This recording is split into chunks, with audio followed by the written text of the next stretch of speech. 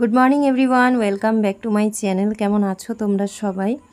আশা করছি সবাই খুব ভালো আছো, আর যে যেখানে আছো সুস্থ আছো। তোমাদের ভালোবাসার আশীর্বাদে আমরাও সবাই খুব ভালো আছি। তো আজকে হচ্ছে সোমবার, আর এখন বাজে সকাল 6:30। তো আগের দিনও তোমাদেরকে আমি সোমবারের সকালের কিছুটা ভিডিও শেয়ার করেছি। তো আজকের ভিডিওটা শেয়ার করার পেছনে কি রিজন সেটা তোমাদেরকে আমি বলবো, কারণ আগের দিন রবিবারের ভিডিওর সাথেও আমি তোমাদেরকে ভিডিওটা শেয়ার করতে পারতাম। তো তোমরা হয়তো অনেকে দেখেছো নিশ্চয়ই যে রবিবার দিনকে আমরা চিকেন খেয়েছিলাম বা সারাদিন কী খাওয়া দাওয়া করেছিলাম। বাট আমি যেহেতু আজকে শ্রাবণ মাসের দ্বিতীয় সোমবারে উপোস করেছি, আজকে মহাদেবের মাথায় দুধ গঙ্গা জল ঢালবো, তো সেই কারণে আমি চাইনি যে রবিবারের ভিডিওর সাথে তোমাদেরকে আজকে সোমবারের ভিডিওটা একসাথে দিতে, তাহলে জিনিসটা দেখতে ভালো লাগতো না, আর আমিও এডিটিংটা ঠিক করে উঠতে পারতাম না। তাই আমি রবিবারের ভিডিওর সাথে সোমবারের সকালটা একটু শেয়ার করার পরে আজকে সোমবারের ভিডিওটা তোমাদের সাথে একদমই আলাদা করে শেয়ার করছি, পুরো সোমবারটা। তো যাই হোক, আমি সকালবেলা এখন পুচকুসোনা শুভকে একদম নিরামিষ আলু ভাজা আর রুটি বানিয়ে দেব। আর আটাটা একটু বেশি করে মাখছি, কারণ দুপুরবেলাতেও আমরা আটাই খাবো, মানে সকালের রুটি, আর দুপুরবেলার দিকে ইচ্ছা আছে তরকারির সাথে একটু লুচি করে নেওয়ার। তারপরে রাত্রিবেলাতে আমরা হয়তো একটু ফেনা ভাত করে নেব। তো সকালবেলা ওদেরকে এখন শুধু নুন হলুদ আর কাঁচা লঙ্কা দিয়ে আলুটাকে খুব ভালো করে ঢাকা দিয়ে একদম নরম করে ভেজে দেবো, যাতে রুটি দিয়ে ওরা খেতে পারে, কারণ রুটি দিয়ে খেতে একটু অসুবিধা হয় শুকনো জিনিস, কিন্তু এমনভাবে রেডি করে দেবো যাতে ওদের রুটি দিয়ে খেতে অসুবিধা না হয়। আর আমি যখন রুটি বানাই তখন রুটিগুলোকে সবসময় চেষ্টা করি যে ফুলিয়ে দিতে, তাহলে ফোলানো রুটি হলে কিন্তু রুটিটা নরম হয়, আর রুটি যদি না ফোলে তাহলে কিন্তু রুটি শক্ত থাকে। তো ওই জন্য একদম মর্নিংয়ে যখন ওদের জন্য আটা মাখি, একটু নরম করে মাখি, আর বেশ কিছুক্ষণ মাখার পরে ঢেকে রেখে দিই, তাহলে সেই রুটিটা কিন্তু খেতেও ভালো লাগে, আর সারাটা দিনই বলতে পারো রুটিগুলো কিন্তু নরম থাকে। গরম গরম রুটি বানিয়ে ওদেরকে টিফিনে প্যাক করে দেবো। তো জীবনে প্রথম শ্রাবণ মাসের দ্বিতীয় সোমবারটাতে আমি আজকে উপোস করে মহাদেবের মাথায় জল ঢালবো। তবে নর্মালি তো প্রত্যেক দিনই বাবার মাথায় জল ঢালা হয়, হয়তো কখনো কখনো সোমবারে দুধ জলও ঢালা হয়, কিন্তু এখনও পর্যন্ত কোনো দিনও আমি শ্রাবণ মাসের প্রথম সোমবার বা দ্বিতীয় সোমবার এরকম শ্রাবণ মাসে কোনো দিনও আমি উপোস করে বাবার মাথায় জল ঢালিনি। তো একটা ইচ্ছেও তো হয়, দেখবে কাউকে দেখলে পরে যে না আমারও মনটা চাইছে যে আমিও করি, তো সেরকমই ব্যাপার। এখন সোশ্যাল মিডিয়াতে চারদিকে দেখছি সবাই সবুজ চুড়ি পরছে, মহাদেবের মাথায় জল ঢালছে, এক একজন এক এক রকম নিয়ম পালছে, কিন্তু আমি শুধুমাত্র আমার ঘরে মহাদেবের যে শিবলিঙ্গ আছে, তো সেখানে আমি খালি আমার মতন করে আমি জল ঢালবো। তবে সবুজ চুড়ি পরা বা পুরো মাস যে নিয়মটা, আমি সেগুলো কিন্তু কিছু করব না। যতটুকু যা করছি এই আজকের দিনই তোমাদের সাথে সেটা শেয়ার করছি, তোমরা দেখে জানিও যে আমি যেটা করেছি ঠিক করেছি কি না। কারণ আমি মানি যে ভক্তি শ্রদ্ধাটা মন থেকে আসে, ওই দেখানো পুজো বা আমি সবাই যেটা করছে আমাকেও সেটাই করতে হবে, সেটা আমার একদমই অপছন্দ, আর আমি কখনো সেরকমভাবে করতে পারিও না, আর আমি করিও না। তাতে আমি যদি নিজের থেকে কিছু ভুল করে থাকি, জানি যে ভগবান আমাকে ক্ষমা করে দেবে। তো এই জন্য আমি নিজের মতন করে পুজোটা সারবো।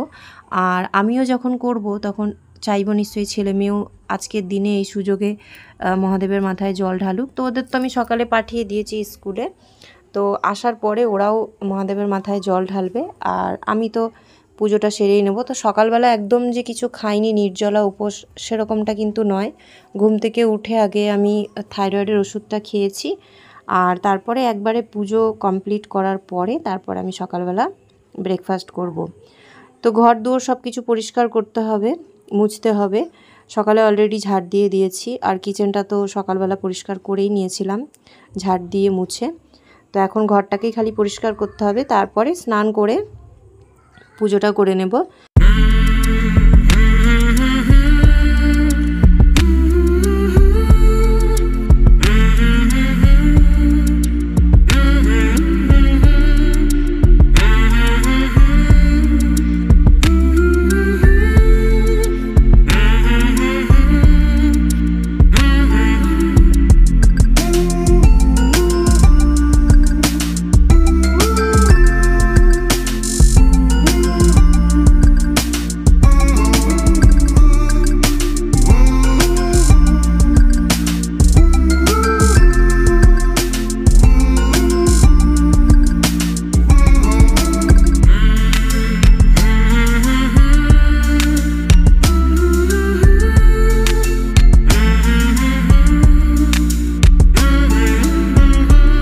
তো ফাইনালি সংসারের সব কাজকর্ম কমপ্লিট করে নেওয়ার পরে এখন আমি পুজো করতে বসলাম। তো স্নান করার পরে একটা শাড়ি পরে নিয়েছি, কারণ পুজো পাঠ করার সময় শাড়িটা পরতে আমার খুব ভালো লাগে, কিন্তু এমনি দিন আমি চট করে শাড়ি পরি না। তো আগের দিন আমি অনেকক্ষণ ভাবছিলাম যে যখন আমি মহাদেবের মাথায় জলটা ঢালবো, বা যখন আমি পঞ্চমৃত্য যেটাকে বলে সেটা তৈরি করে যখন মহাদেবের মাথায় ঢালবো, তো একটু জায়গা যদি না পাই, স্পেস না পাই, তাহলে আমি ঠিক করে পুজোটা করব কিভাবে।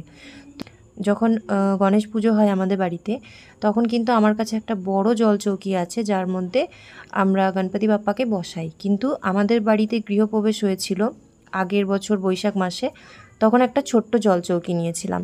তো ভাবলাম সেটার মধ্যেই মহাদেবকে বসিয়ে আমি সেটার মধ্যেই ওনাকে পুজোটা করি। এই যে আমাদের গণপতির হাতে আজকে কয়েকটা দুব্বো ঘাস নিয়ে এসে দিলাম, যেটা ওনার খুবই প্রিয়।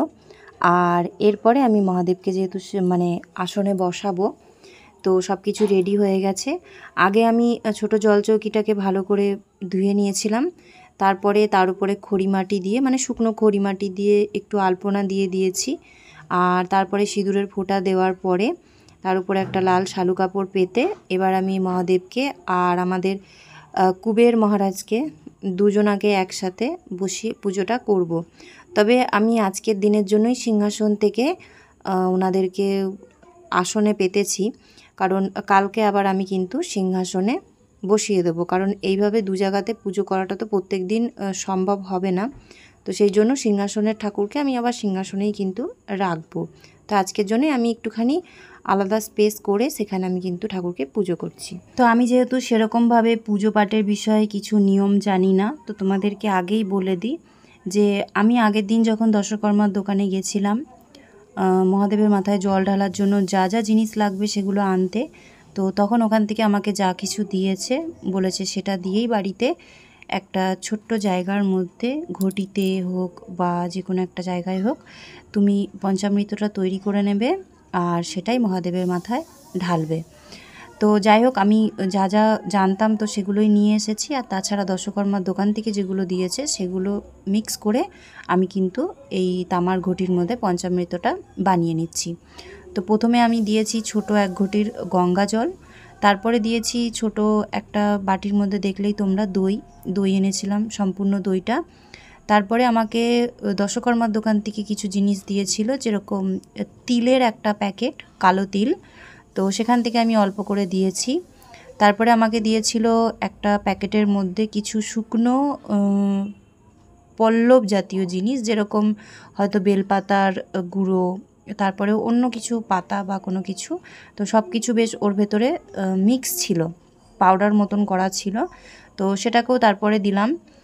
আর তারপরে আমাকে দিয়েছিল ঘি, মধু, তারপরে ছোট্ট করে একটু গোলাপ জলের মতন একটা বোতল। তো সব কিছুই আমাকে যেমন যেমন বলেছিল, তো সব কিছু এক জায়গায় আমি দিয়েছিলাম। আর তারপরে আমি এর মধ্যে একটা সাদা ফুল দিয়েছিলাম, একটা বেলপাতা দিয়েছিলাম, দিয়ে এটাকে আমি রেডি করেছিলাম, কারণ আমার সাথে সাথে যেহেতু পুচকুসোনা শুভও মাথায় ঢালবে, তো সেই জন্য একটু বেশি করে তৈরি করেছি। আর এই বোতলগুলো তোমরা দেখে বুঝতেই পারছো, দশকর্মার দোকানে কিন্তু ঘি, মধু এইসব জিনিসগুলো ছোট ছোট বোতলেই কিন্তু সবসময় পুজোর জন্য দেয়। আর আমাকে একটা পৈতে দিয়েছে, বলেছে পৈতেটা কিন্তু বাবার গলায় দিতে। তো যাই হোক, আমি একটা জিনিস অনেক দিন ধরে ভাবছিলাম, যেটা আমার খুব ইচ্ছে ছিল, এতদিন হয়ে উঠছিল না। বলে না, ভগবান যদি না চায়, আমরা চাইলে তো আর সব কিছু হয় না, যখন ভগবান চাইবে তখনই সেটা হবে। তো আমি একটা ছোট্ট নাগ দেবতা বা সাপ, যেটাই বলো না কেন, আমি সত্যি এই বিষয়ে কিছু জানি না যে কি বললে সেই জিনিসটা ভালো দেখাবে বা ভালো শোনাবে। তো আমি একটা ছোট্ট কিনে নিয়ে এসেছি কালকে তামার, তো সেটা তোমাদেরকে দেখাবো। তো সেটা আমি শিবলিঙ্গে রাখবো বলে অনেক দিন ধরে ভাবছিলাম, তো ফাইনালি আমি কালকে কিনে নিয়ে এসেছি। আর আগের দিন আমি ভিডিওতে বলেছিলাম তোমাদেরকে যে সিংহাসনের বাইরে আমি মা লক্ষ্মীর ঘট বসাতে পারবো কি না।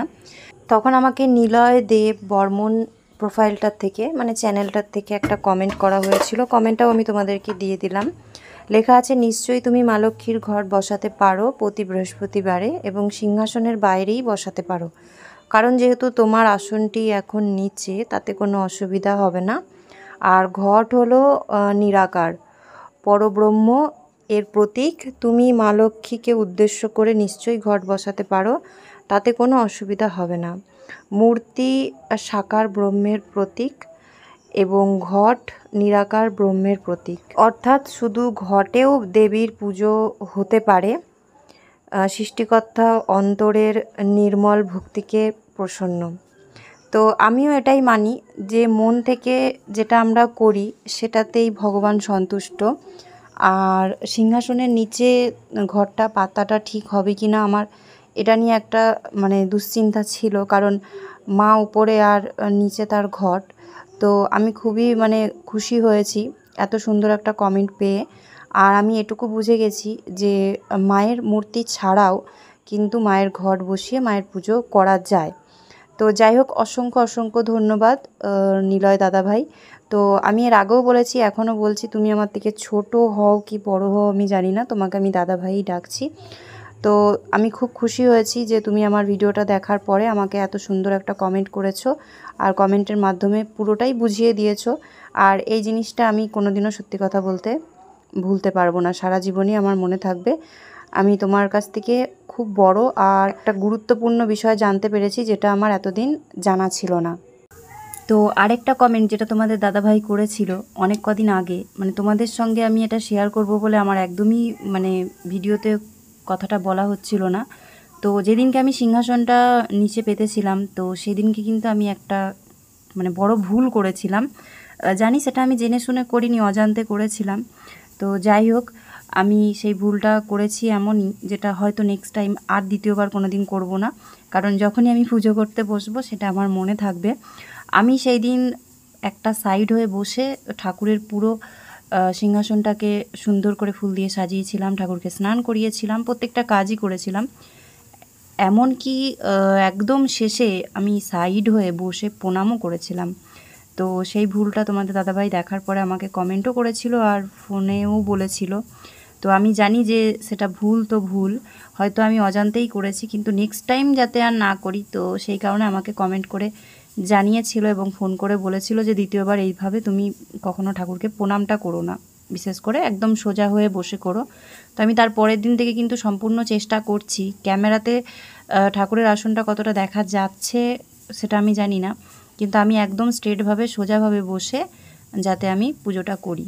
তো আজকে হঠাৎ আমার এডিটিং করার সময় কথাটা মনে পড়লো যে তোমাদের সঙ্গে শেয়ার করব করে আর শেয়ার করা হচ্ছিল না। আর তোমরাও যারা ঘরে বসে পুজো করো বা কোনো মন্দিরে গিয়ে পুজো পাঠ করো, তো তারাও এই জিনিসটা খেয়াল রাখবে যে একদম স্বয়ং ভগবানের মূর্তির সামনে বসেই পুজোটা করতে, সাইড হয়ে কখনো প্রণাম করা বা পুজো করা এই জিনিসগুলো তোমরা কেউ করো না। যেই ভুলটা আমি করেছি সেই ভুলটা তোমরা কখনো করো না, তাই আমার কমেন্টটা বিশেষ করে এখানে বলা। নাহলে আমার ভুলটা তো আমি বুঝতেই পেরেছি, পরবর্তীতে কোনো দিনও আর এই ভুলটা আমি করব না। তো ঠাকুরের প্রসাদের জন্য কালকেই সাথে করে নিয়ে এসেছিলাম কলা, আর তার সাথে নিয়ে নিয়েছিলাম কালাকাঁদ।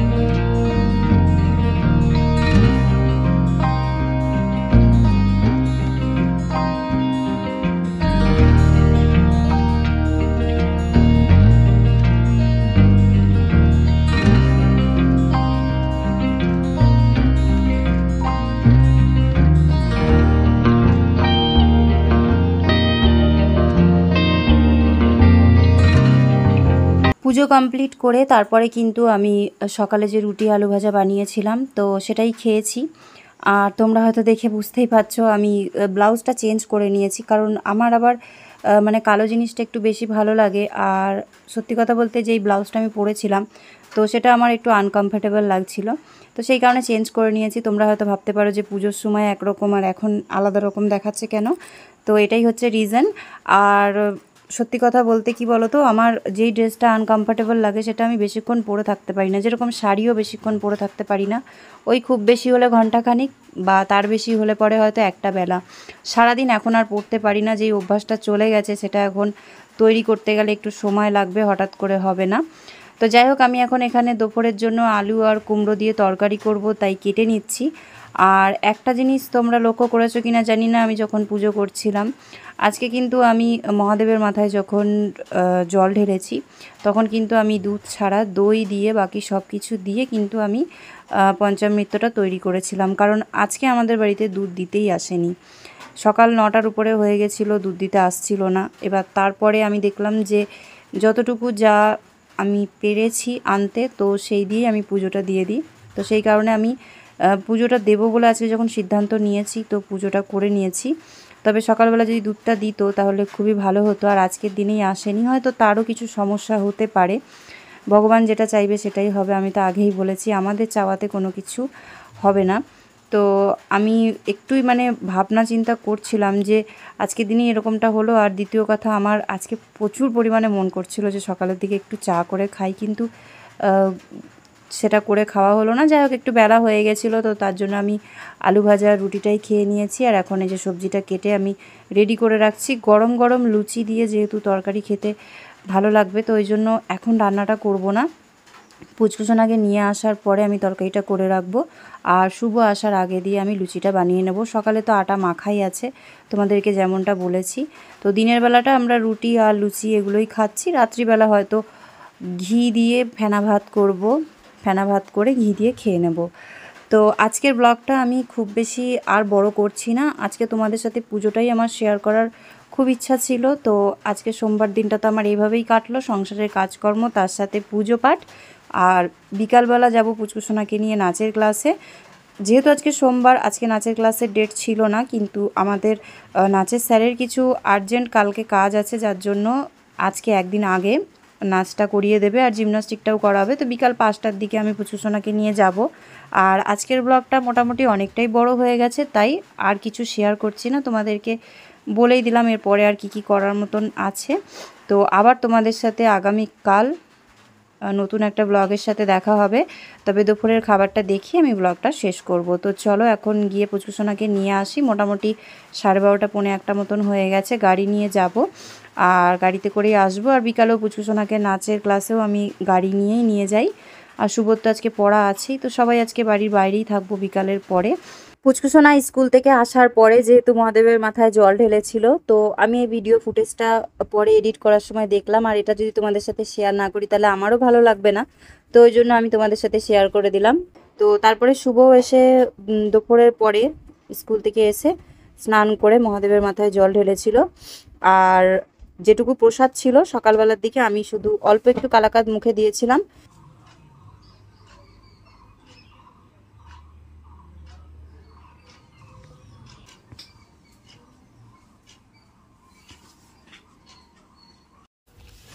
এই যে প্রসাদ, হাত পাত, হাত পাত। স্নান করেছে, কিছু খাসনি না? আগে মিষ্টিটা খেতে হবে, তারপরে কলাটা। স্নান করে উঠে শুধু আগে ফল খায় না। আকর, এবার কলাটা আগে খেয়ে নিবি, তারপর মিষ্টিটা খাবি, নাহলে কলাটার মধ্যে টেস্ট লাগবে না। এখানে হচ্ছে আটা দিয়ে বানানো লুচি, আর তার সাথে রয়েছে আলু কুমড়োর তরকারি। তো আমাদের এটা কিন্তু খুবই ভালো লাগে, রুটি দিয়ে আলু কুমড়োর তরকারি বা লুচি দিয়ে আলু কুমড়োর তরকারি। আর আগের দিন তো কুমড়ো আনাই হয়েছিল, তো এটা দিয়ে এখন আমরা রাত দুপুরবেলার খাবারটা খেয়ে নেব। এটাই আমাদের দুপুরবেলার আজকের খাবার। তো ভিডিওটা কেমন লাগলো অবশ্যই কিন্তু কমেন্ট করে জানিও।